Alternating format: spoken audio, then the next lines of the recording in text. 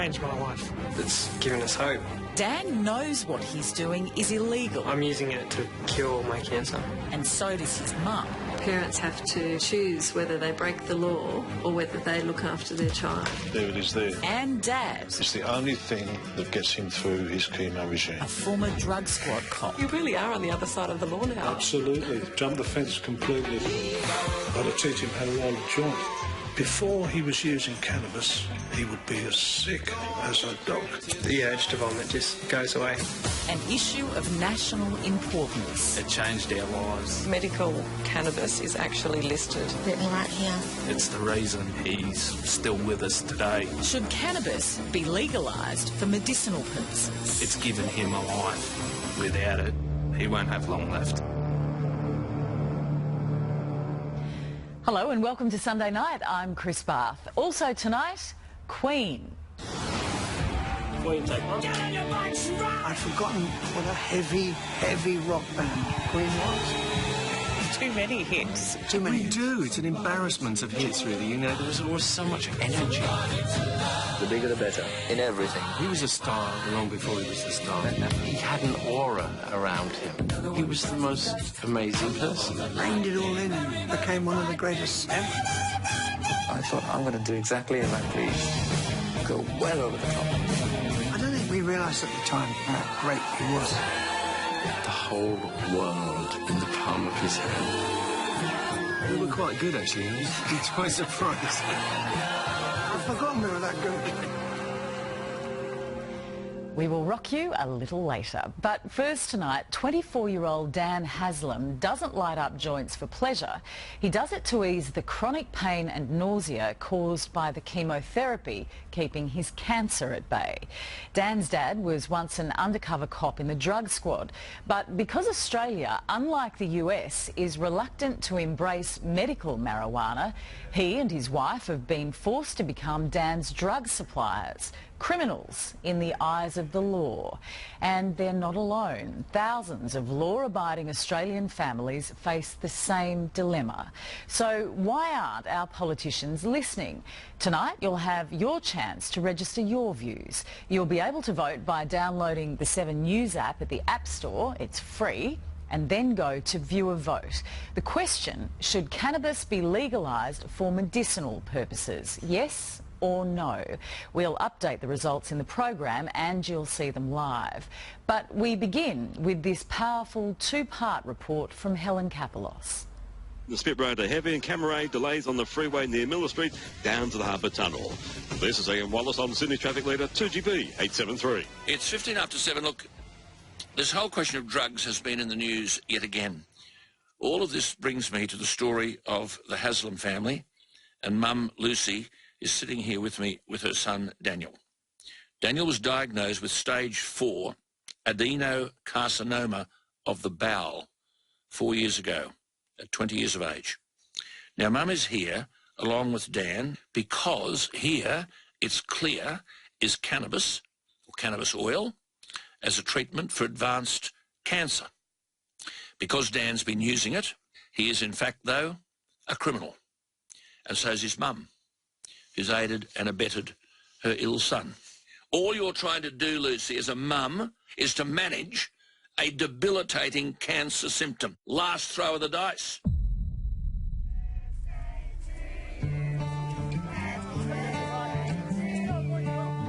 Dan Haslam is the youngest son in a family of 3 boys. He grew up in Tamworth in country New South Wales, where he still lives. Bright, boisterous, cheeky and full of life. He's always got 100 ideas going on in his head. Plays the sax, plays the guitar, plays the piano. Hi, Dad. Racing with the rising tide to my father's door. When he left school, Dan went to uni to study sports science.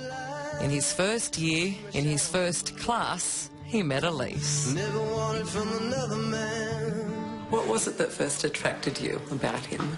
I think he wooed me with his musical ability. He pulled out the guitar one night and I was like, this guy's a bit fancy. I don't know, I just wanted to be around her and saw him more and more and thought, I want to marry that girl. So I did. They married a year ago. The best wedding I've ever been to. Me too. But Dan has been living with cancer longer than that. Can you take us back to the day of diagnosis? You were only 20. Yeah. So, I was in Sydney for a festival and a friend called me. The doctor said he might have bowel cancer because he noticed a bit of blood, and I'd noticed a bit of blood. So I thought, oh, sugar, what am I doing? So I've organised a colonoscopy. Say ta-da, Daddy.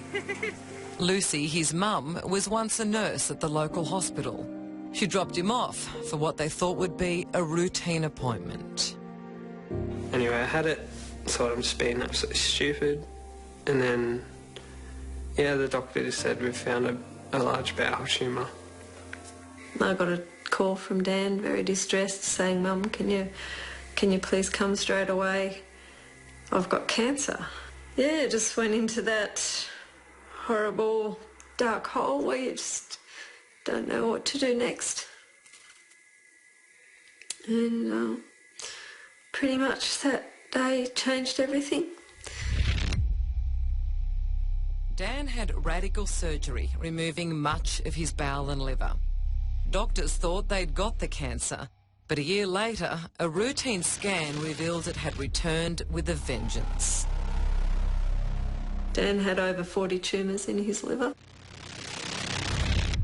Dan was told it was inoperable and that the cancer was terminal. To prolong his life, his only option was chemotherapy, but the side effects would be brutal.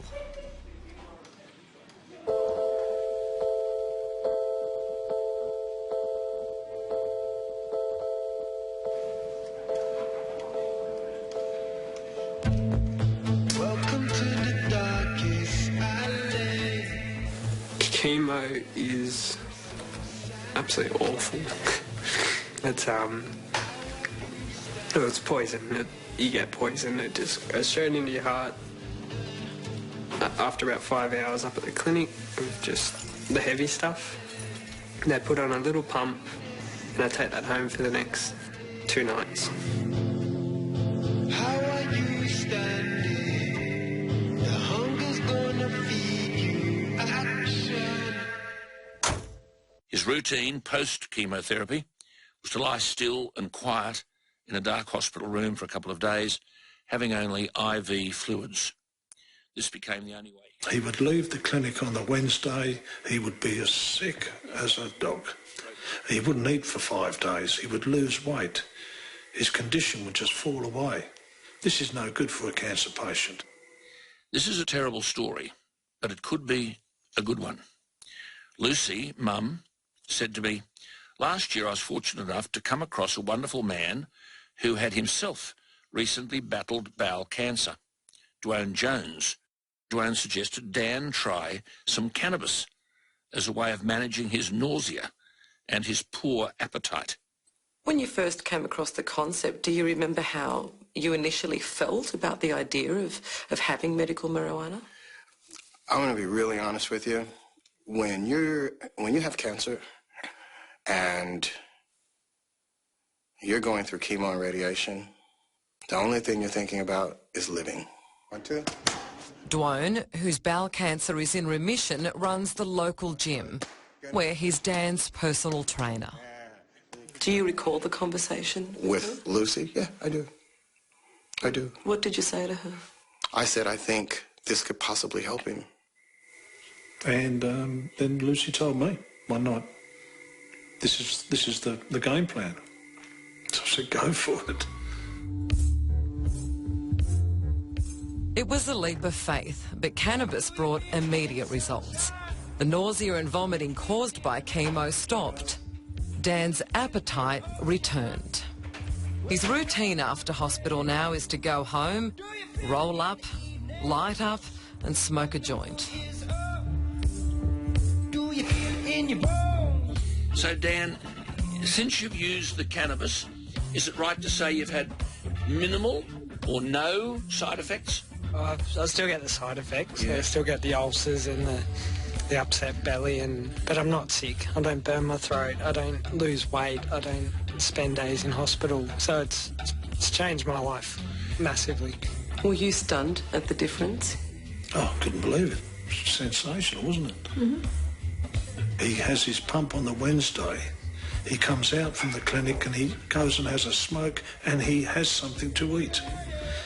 And then the Thursday he eats and he comes out with us on the Friday evening and has a beer. I had steak and eggs with him 3 weeks ago after his chemo session. This was unheard of before. And then the experts say, well, there are legal drugs out there that will do the job. No, they won't. He's tried everything. Did you have to get your head around it? Oh, absolutely. I think the first time I ever tried to smoke, when I finally thought I'd give it a go, I ended up lighting my moustache on fire. I just cough, I splutter, I make everything about it just look so uncool. Yeah, it's a big learning curve. And Lou, did you have to get your head around breaking the law? No, I had to teach him how to roll a joint. And how did you know from your background? I was in the undercover police for a while, wasn't I? Not that I ever smoked. In the 70s, Lou, who remains fiercely anti-drugs for recreational use, was a senior undercover officer in the New South Wales drug squad. His old foes, some of the dealers he used to lock up, are now helping him source cannabis for his sick son. And along the way, they've taught Lou a whole new lingo. We call it laundry and washing and ironing. Fantastic. I've got some washing for you. Oh, goodness me. I forget what it is. I have this code. I say, Liz, what's washing? Oh, yes, this. Washing is the leaf. Ironing is a plant. No, what was the plant? So you really are on the other side of the law now. Absolutely. Jump the fence completely. There it is there. Now, isn't that pathetic? They're the remnants. They are. That is a harvested cannabis plant. And this is your first and only attempt at growing a pot plant, so to speak. That is correct. It's a big turnaround for Dad, who's obviously spent his whole career locking up people for growing it. What are you planning to do with it now? I'll give that to Daniel and see what he can do with it. Did that feel symbolic to you, that gesture by him? Well, just the fact that he was growing this tiny little pitiful plant, it just showed how much he's actually changed on this and just what he'd do anything for me. Dan doesn't just smoke marijuana, he also takes cannabis oil, which he believes, as do many others, is more effective for his well-being. But sourcing it is difficult. It's forced his law-abiding parents to engage in criminal acts. Can you reveal how you're obtaining it? No, I can't, and I won't. And the reason is because Daniel needs it. He needs it to get through his chemo regime. What worries you the most about telling us how you're getting it? If I were to reveal to you where we were, how and where we were obtaining the oil, then there would be a chance that it would stop. Not today. It's just another part of this whole crazy saga. It's frustrating. It's, it's a criminal act. You've got to look worldwide to try and find it. It's not easy. It's stressful. It's expensive. It's Cloak and Dagger, an underground network in conservative Tamworth. Family and friends have rallied around to help Dan receive the supplies he needs. Just thought I'd better call in and see if the mail's been... No, nothing yet. Okay. I'll keep going. Bye. Okay. Love you. Mwah. Hello? Oh, hi, Mum. It's just me. Just wondering, has the postie been today? Yes, he has. Is there anything for me? No. Oh, okay. I'll come back tomorrow. You got no guidance. You also got to go to street corner. That's right. Whisper behind your hand. Who's selling some of this stuff? And I have to make the oil myself, which isn't, like, it's not the most accurate, in the back shed with a rice cooker and some big syringes from the pharmacy.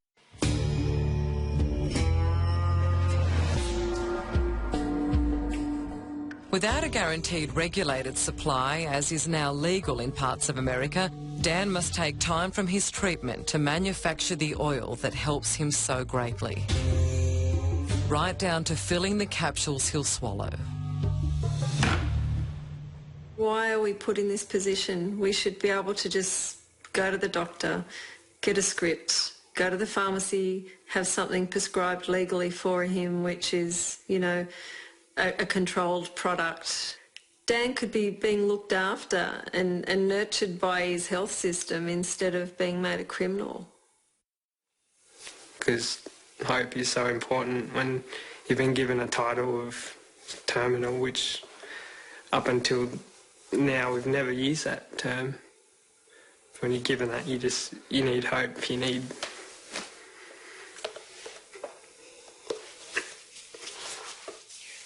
And Dan is not alone in needing hope. In every state, in every city, in every town, you'll find another story of bravery mixed with fear.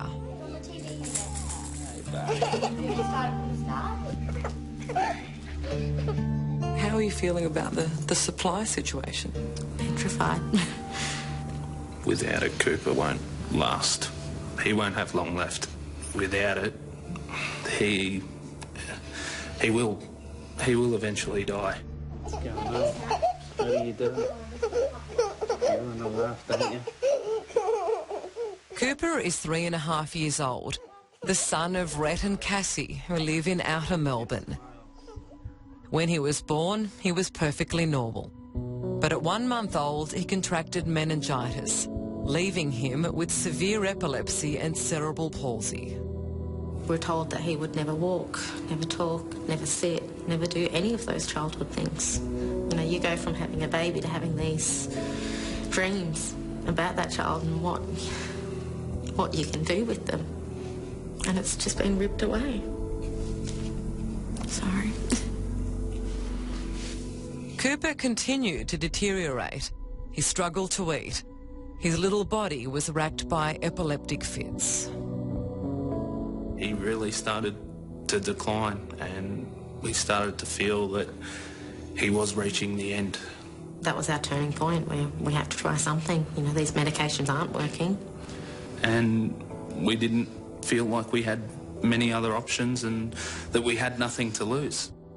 It wasn't an easy decision. Both Cassie and Rhett are fiercely anti-drugs. But after months of research, they became convinced that cannabis oil added to Cooper's milk was worth trying. And within 15 minutes of his first dose, we sort of looked at each other thinking, are we imagining this? Because he started looking at things and giggling, and we were just like, is this for real? And then it just continued to improve from there. It was one of the most touching moments in our lives. It was like seeing your child walk for the first time. For now, Cassie and Rhett have a regular supply mailed to them from Nimbin in northern New South Wales. But their supplier is up on charges for growing cannabis. Our main concern now is what happens if we can't access this anymore. Has it been difficult for you to speak out about this? Yes. Yeah, just the unknown. Are we going to get a phone call tomorrow from the police and things like that? You don't know any day what could happen. I'm not hurting anyone. I'm trying to cure my cancer.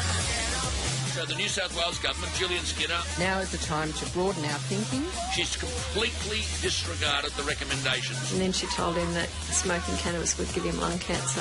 Dreadful thing to say. Our son has got lung cancer. Pretty mad society we live in, isn't it? You're not allowed to have anybody help anybody in any way.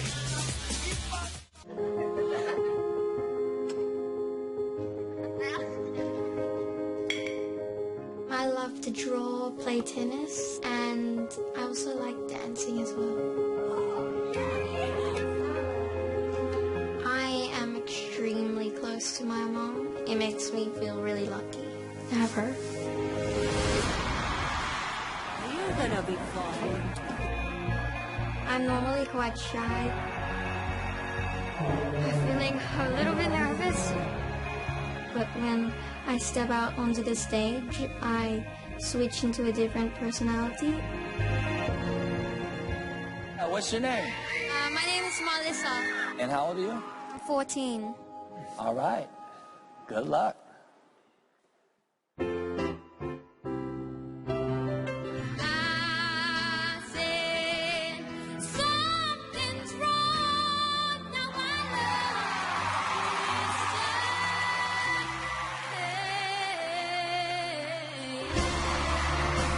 And suddenly, a star is born.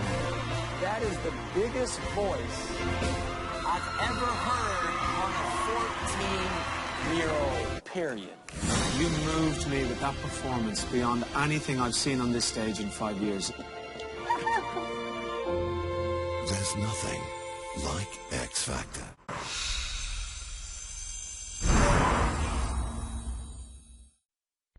Super Amart stock take sale is on now. Right now, take $500 off this Ultra Plush Queen Pillow Top mattress, now only $9.99. It's in stock right now. Plus, we'll give you free local delivery and free removal of your old mattress with selected Sealy or Sleepmaker mattresses. And we won't be beaten on price on bedding. If you find a cheaper price on any comparable Sealy Posturepedic or Sleepmaker mattress or ensemble, we'll beat it and give you a $100 gift card. Incredible value at our stock take sale. On now at Super Amart. My life was out of control. I had bills that were just piling up. Since joining my budget, I know my bills are being paid on time. I've got savings in the bank for the first time ever. Call 1300 300 922. With You Install It Kitchens, you can have a new kitchen from around $3,000. You can even customise your sizes and have it assembled at no extra cost. Best of all, it's all Farquhar quality. Visit a You Install It Kitchen showroom today. Just get Bupa. I'm going to get Bupa. Considering getting health cover? Get Bupa Hospital and Extras cover from just $13.75 a week. I think I'm going to get Bupa. You should get Bupa. Get Bupa. It's a no-brainer. What makes Barilla so different from other pasta? It cooks to perfection and never ever sticks. And above all, it's the name on the box. Barilla. From Italy to your table, taste the difference every time. With all the technology and comfort you can want, plus all the versatility and space you need, the sporty Toyota RAV4 is a great place to raise a family. Everyday Savers means your favourite products at low prices that are staying low. Like new to Everyday Saver, 1 kilo bags of Australian brown onions, now just $1 a bag every day. Another way we give you more savings every day. We're down to the nitty-gritty now. One mistake, he could be going home. They've had 24 hours. Going down to the wire. To fix up the worst room. That's just wrong. In their own homes. Well done, mate. He's more like it. A night of breathtaking reveals. So much better. Very clever design. It is fantastic. But who will be eliminated? It's starting to become real now. And get ready for the Gardens. House Rules Elimination Night. Tomorrow, 7:30.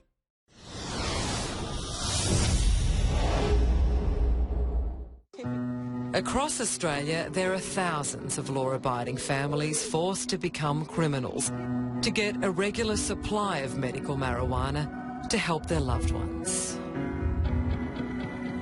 How many do you turn away on a weekly basis? 100, 150. Are you able to help everyone that comes to you? No. No, I have a waiting list of 10,000 people. 10,000? Maybe more. Tony Bauer lives in Kempsey on the New South Wales North Coast, a part of the world where marijuana has long been a part of the community. Have you ever grown any marijuana for recreational purposes? Years ago, yeah. Yeah, I was a commercial grower, and I was on the other side of the law. Some people say I still am, but... These days, Tony cultivates and harvests marijuana plants to manufacture cannabis oil for medical use. Some customers make donations. Some customers he supplies for free. In any case, Tony says he's not in it for the money. A search warrant has been issued for this premises. But that hasn't stopped continuing police raids and confiscation of his crops. Is there any further you want to say about these cannabis plants here? Well, they're people, mate. You know, all these plants represent people that I help.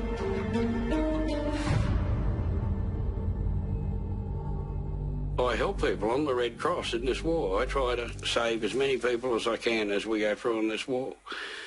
You're not allowed. I'm not allowed to do it. You're not allowed to have anybody help anybody in any way. Pretty mad society we live in, isn't it? We'll change it. What is government for? They're pretty good when you don't want them, and when you want them, they're useless. At the very least, they should decriminalise use of this drug for the terminally ill. Unlike America, there seems to be little willingness among Australian politicians to change the law to help the sick. In New South Wales, for instance, a recent parliamentary inquiry recommended that terminally ill patients be allowed to possess a small amount of marijuana for medical purposes. It was rejected outright by New South Wales Health Minister Gillian Skinner. She's completely disregarded the recommendations and put the issue on a back burner. Yeah. So your life, Daniel, is on a back burner. Yeah. To the government of New South Wales. It's just been trivialised, pretty much. Really, it's time to look forward and it's time to think boldly. Mrs. Skinner likes to talk about compassionate solutions. Now is the time to broaden our thinking, to evolve by harnessing new ideas and new technologies, to strive to deliver the right care in the right place at the right time. But when she went to Tamworth recently to visit the hospital cancer clinic, Dan Haslam, who got off his sickbed to try and meet her, got a less than warm reception. I was pretty out of sorts. I'd just finished chemo and I was pretty heavily doped up. And I happened to have a letter print out of my story and our petition and everything. So I just went up and introduced myself, and I don't think she was too happy to see me. She was a bit taken back. She was pretty rude though. Gillian Skinner declined to be interviewed by Sunday night. She provided this statement instead. While in Tamworth in April, I met with Daniel Haslam and his family. I listened to Daniel's story and gave him my sympathy and support. I explained New South Wales health concerns about cannabis usage and the health side effects. She listened to what he had to say, and he told her that he was using the cannabis to manage his nausea and his vomiting. And then she told him that smoking cannabis would give him lung cancer. Which is a bit rich, considering we've already got it. It's unbelievable. Our son has got lung cancer. It goes from the bowel to the liver to the lungs. It's into his lymph glands. And she tells him that he's got, that he could, this could give him lung cancer. Goodness me. Dreadful thing to say to a young fella. Medical marijuana may be too confronting for Australia's lawmakers, but not so for many of our law enforcers. In a sign of how far Middle Australia has come, listen to this view from Tamworth's top cop, Detective Superintendent Clint Feeney. If it can make people feel better and it can ease their pain and suffering, why not do this? People will raise issues of addiction, they might get addicted. Well, these are people that are terminally ill, so if they get addicted, does it really mean anything? Is that important? No, what's important is for people to show compassion and to allow these people to access something that works. So you're happy to turn a blind eye in this case? Absolutely. Look, I think it's, I think morally it's the right thing to do, and I think a lot of other police officers feel the same way I do about it. I'd be very surprised if they didn't. Is it a discussion that you've had with other police officers? It is. I've had it with a range of police officers at Tamworth, from junior constables, up to senior members of the management team, and they all feel the same way.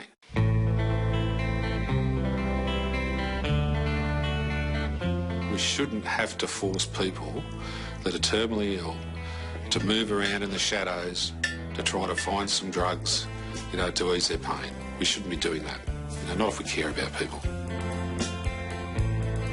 We've got so much faith in what we're doing, and the people that are supporting us have got faith in us as well, so... I got an email a couple of days ago about an Australian woman who moved to America because her young boy's got a brain tumour, and they've ended up on the oil, and his tumour's halved in size. How do you feel when you hear stories like that?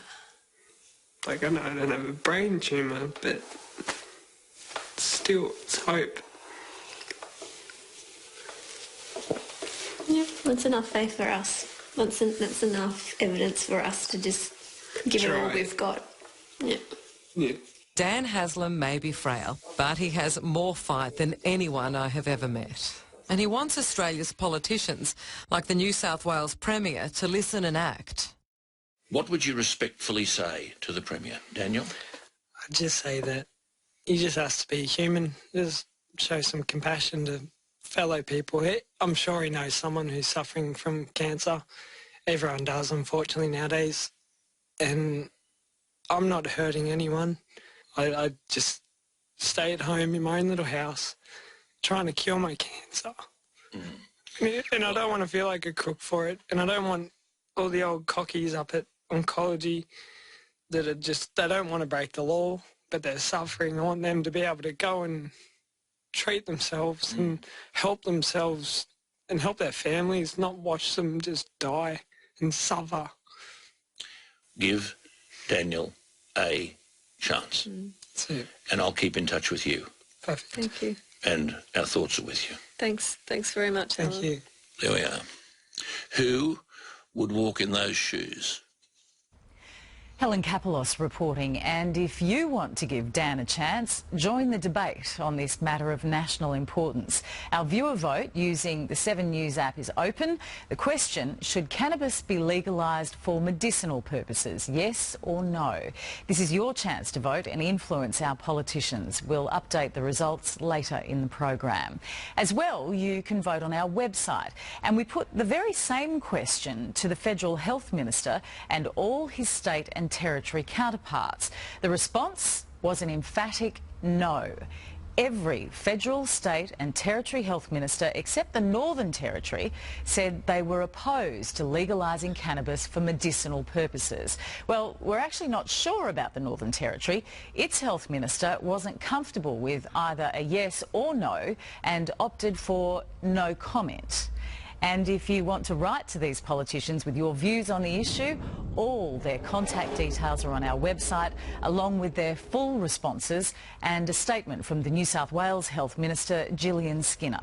You'll also find Dan Haslam's petition to change Australia's laws. Coming up next, the